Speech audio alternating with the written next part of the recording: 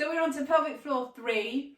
This is the standing bit though, so kind of 3B really. So I am standing up, 3 exercises, all progressing from what you've done before. So if you haven't done pelvic floor 1 and 2, go back to those. But if you're ready for me today, we are ready. So I'm going to jump. We have progressed from the kind of jogging here to the hops. Now we're going to jump. Now I'm going to start with your feet together and slowly. So we're going to start with 5 slow jumps. We just come on up and in and up and in. You might want to feel that you squeeze before you jump. So as if you were going to squeeze like you were sneezing. Squeeze and jump. Squeeze and jump. Squeeze and jump. And here's how you're going to progress that jump. You're going to start with those feet together because that is the most secure way to jump. And you're going to jump. And if the jump doesn't feel good, take it back to what we did before. If you can jump 2 or 3 times, stick with that, write it down, do more next time. Once you have got to 8 or 10 jumps, you can then think about increasing the speed. So we just jump and jump and jump and jump and jump. And if that feels good, without wishing to throw too much at you, this is where you can start to think about jumping with those feet a little bit wider. So this is a little bit more challenging because there's a little bit more stretch.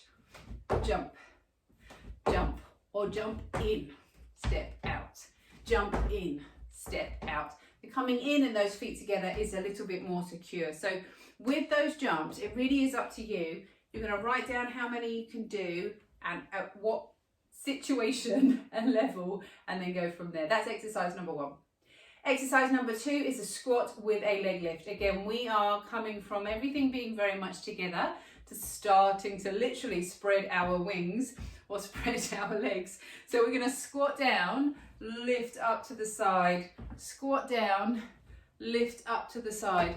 You could start to just squat with those legs a little wider. That's going to be your progression on this one. We're in, we're out. And of course, a progression could be adding a weight, a small weight. So I've got this is 8 kilograms. This isn't small, but if you have 3 or 5 around, you could squat, lift that leg, squat, lift the leg.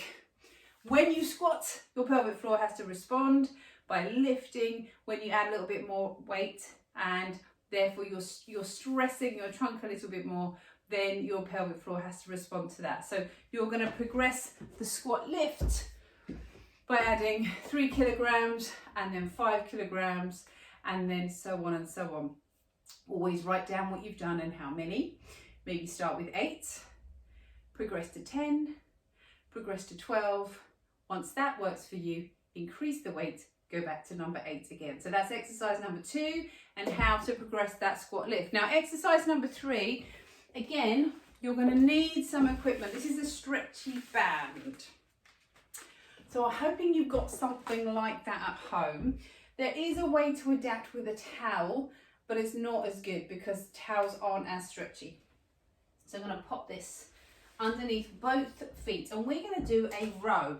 And the reason why the band is so good in this one, if you think about your pelvic floor, not as a single entity that stands on its own in your body, but connected to all of your muscles and the fascia. So I'm going to have my feet about hips width apart, so I'll get a little bit of tension on that band. And I'm coming down now into a hinge position, the eyes are down. And what I'm going to do now is just row my elbows up and slowly release. But what's magic about this?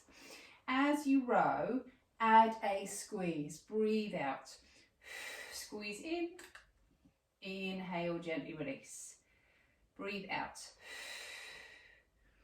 and gently release. Now you could do this row if you've got a stair, something that's not going to move around in your house, or a tree, or the newel post at the bottom of the stairs, and you could hook it around there and you can squeeze those arms in, and that makes it more upright, so you could do it that way as well, just to vary it. So you've got your jumps, you've got your squats, and you've got your rows. 3 exercises. Write them down, let yourself know, note it down, what you've done, and then you can progress weekly with that one until you feel that you can come back to your jump jacks.